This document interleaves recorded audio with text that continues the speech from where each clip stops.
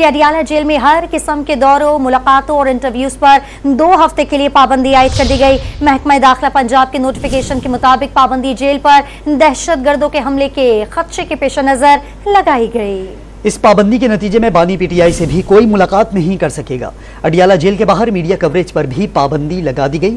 Barrister گوہر نے بانی P T I کی جان کو خطرات لاحق ہونے کا دعویٰ کر دیا، فوری ملاقات کی اجازت دینے کا بھی مطالبہ کیا۔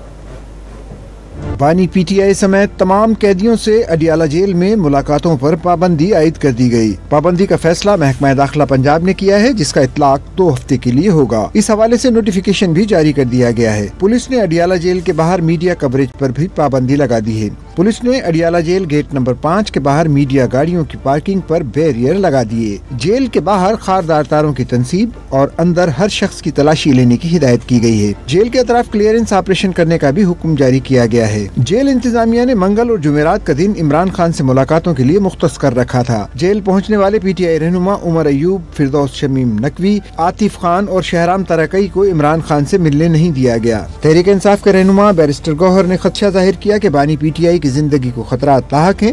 انہوں نے فوری طور پر ملاقات کی اجازت دینے کا مطالبہ کیا۔ آل آف اے سڈن ان کو بند کر کے کرنا اس بات کی طرف نشانی ہے کہ خان صاحب کی زندگی کو خطرہ ہے، اور خطرہ ان لوگوں سے پہلے وہ محسوس کرتے رہیں جن کے ہاتھوں میں ان کی کسٹڈی ہے۔